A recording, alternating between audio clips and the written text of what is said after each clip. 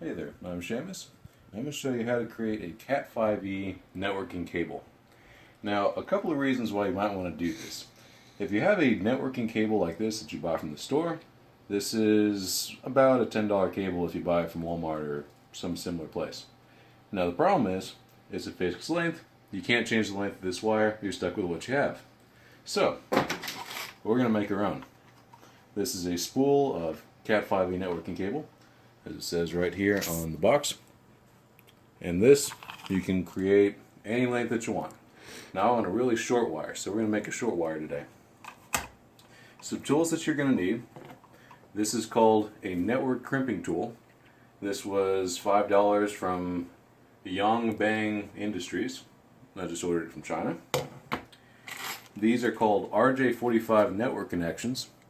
These are 99 cents for a pack of 100. They're very, very cheap, and all they do is they look kind of like telephone jacks, but really big telephone jacks. So these are pretty cool. So the first step that you want to do is you want to measure the overall length of the distance that you want to cover with your wire. If you only have a couple of inches that you want to cover, you only want to make a couple of inches of wire. You don't want to create a 10-foot wire to cover a small space because you have problems.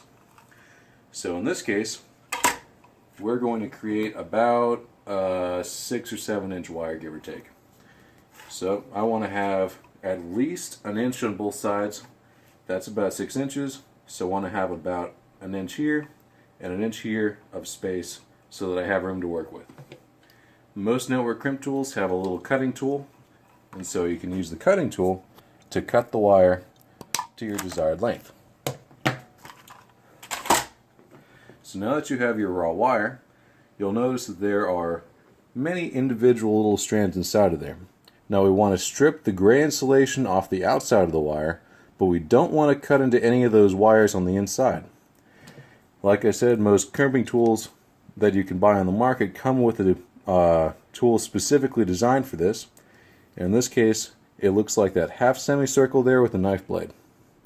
And so in order to use that, you place the wire inside, crump down, spin the wire a few times,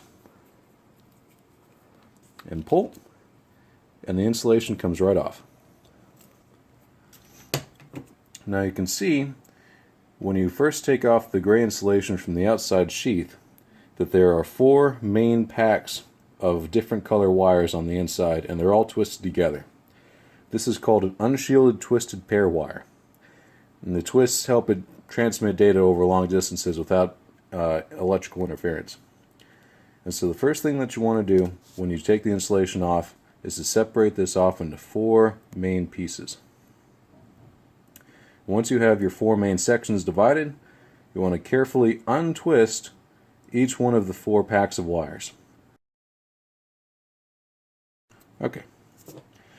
The next thing that you'll need is a straight-through cable wiring chart. Now these are pretty much universal, but you want to make sure that each one of your cables, each one of these small little wires, lines up correctly on both sides, or else the wire will not work. So this is very important. So first you can see we need the white and orange combo. So find the white and orange combo and place that on your far right side. Next we need white and blue. So you find white and blue. Next we need white and green. So we'll find white and green. And finally we need white and brown.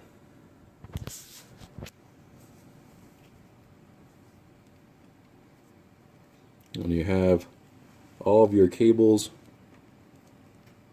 flattened, you can bend them back and forth a little bit like this to get some of those creases out of the wire. And you want all of your wires to lay down parallel. You want these wires to be flat as possible. There we go. Once you have your wires flat, give them one last look over to make sure that your wires look like the cable chart. So, as you can see, that is a match. So the next thing that we need to do is you'll see that the cable, RJ45 cable connection, is a lot longer, or the wires are a lot longer than our connector. So we need to trim these wires down. But it's very important to not lose your order while you're trimming the wire. Now, most devices have a tool specifically for this, but any cable cutter will do this job just fine. So when you pinch the wire from the very base of the sheath, you want your wire about 1 centimeter. You want to cut right about 1 centimeter above the insulation from the rest of your wire. So that's what I'm going to do. One last check. Good. The next step requires a little bit of practice. But you see the clear RJ45 connector, we need to push all of these wires to the very end of the inside of this RJ45 connector, but we cannot have any wires cross over each other inside of the connector.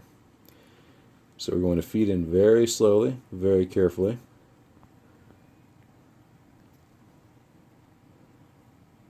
Push, push, push. Good. So if you see the inside of the wire, you should see the little copper ends of all of the wires right up against the end of the clear connector. When you make sure that you have a good connection, you want to have a little bit of the gray insulation inside of the connector, because when you crimp down on this, that is what's going to protect the wire. So, and check our cable one more time. Make sure everything looks good. Looks good. Now the crimping tool has little itty bitty teeth, and these little itty bitty teeth push up on the copper pieces, and these copper pieces push up into the wire itself, and they puncture the insulation. That's why you don't have to strip the insulation off the ends of the little wires. So in order to crimp down, you need to find the, you probably can't see this, but it's labeled RJ45 on the crimp tool. And this crimp tool, all you do is place the wire, the end of your RJ45 connector inside of the crimp tool, and squeeze down in one hard motion. And don't do it more than once. Once should do it. Once the crimp is finished, run your finger over the top. There should not be any copper pieces sticking up. Everything should be flat and smooth.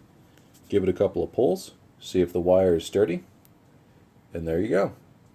That is a one finished connection on the RJ45. You can pause it there. Okay, so now that we've completed both sides of the CAT5e cable, doing exactly the same steps on this side as we did on this side, now we got to check to make sure that the cable works. Now they make specific cable testers, but unless you're going to be making a lot of these, they're usually not worth the investment.